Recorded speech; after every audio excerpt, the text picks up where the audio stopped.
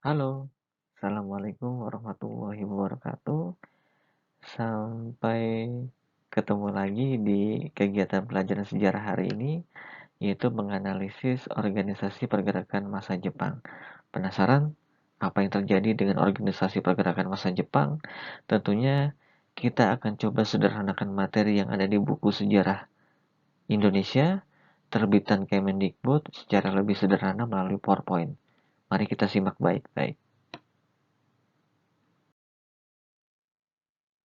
Oke, perhatikan baik-baik slide yang ada di depan kalian. Oke, cekidot ya. Nah, ini gambar apa kira-kira ya? Di situ ada gambar bertuliskan saya berjuang dalam tentara pembela tanah air. Ikutlah.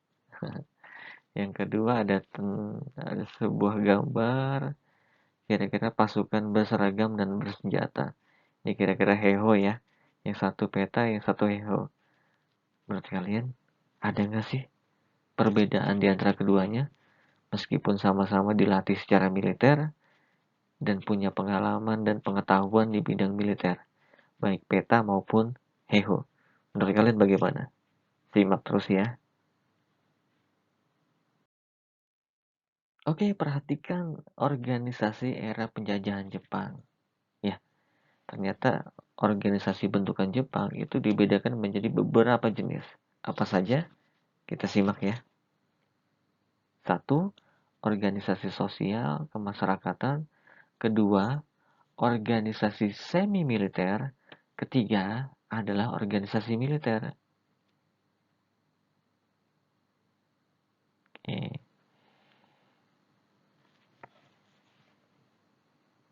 Kok ada tiga ya gitu. Nah, nanti pasti perbedaan dan fungsinya pastinya berbeda-beda sesuai dengan kepentingan perang Jepang ketika menduduki Indonesia. Untuk organisasi sosial kemasyarakatan, kita kenal ada gerakan 3A. Tujuannya untuk apa? Propaganda, mempengaruhi pola pikir dan pilihan masyarakat. Itu namanya propaganda ya. Yang kedua, pusat tenaga rakyat.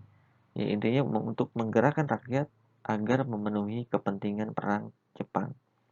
Yang ketiga, ada organisasi namanya Miyai dan Masyumi. Kenapa ya?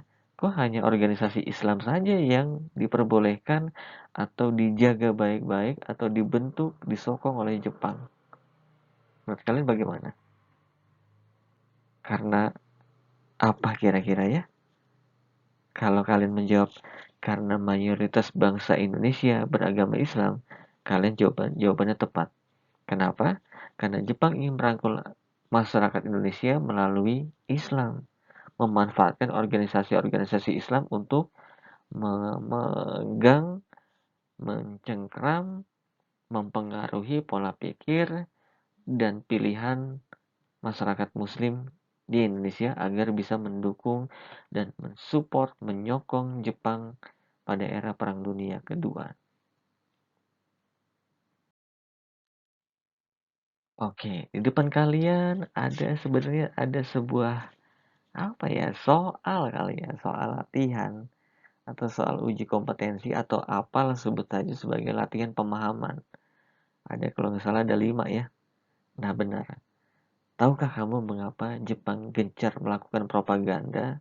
Kedua, Jepang mendirikan putra. Lalu Jepang berusaha lebih dekat dengan umat Islam. Lalu latar belakang berdirinya Jao Hokokai. Kira-kira apa ya? Oke. Kalau sudah tahu, kalian selangkah lebih maju dalam pembelajaran ini. Oke. Kita masuk ke organisasi semi-militer bentukan Jepang. Perhatikan baik-baik.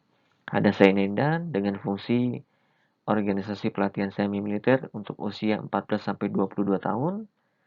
Kedua ada Keibondan, organisasi pelatihan semi-militer untuk kepolisian. Kira-kira pesertanya 25-35 tahun. Yang ketiga ada Barisan Pelopor, yaitu organisasi kepemudaan. Oke. untuk menumbuhkan semangat bela negara, tapi cenderung difokuskan untuk membela Jepang dan kepentingan Jepang di Indonesia.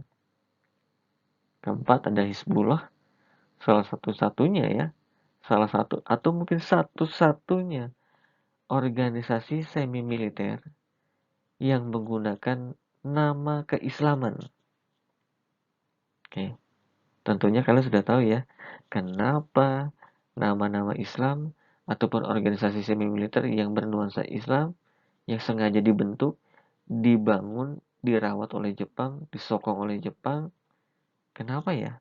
Apakah ada kaitannya dengan mayoritas agama yang dianut oleh bangsa Indonesia? Menurut kalian bagaimana? Kalau jawabannya ya, selangkah lebih maju kalian dalam pelajaran ini. Saat ini kita akan membahas tentang organisasi militer bentukan Jepang. Nah, ada dua ya, yakni yaitu PETA, kedua Heiho.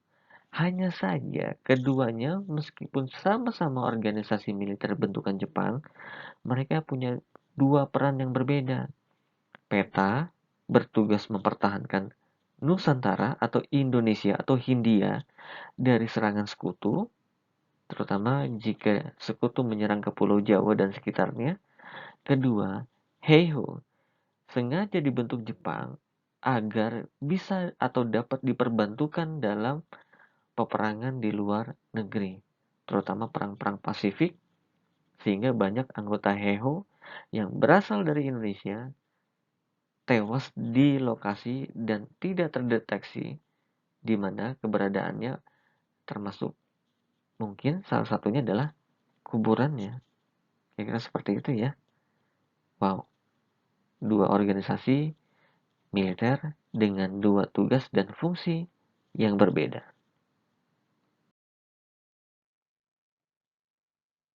Oke, baik anak-anak.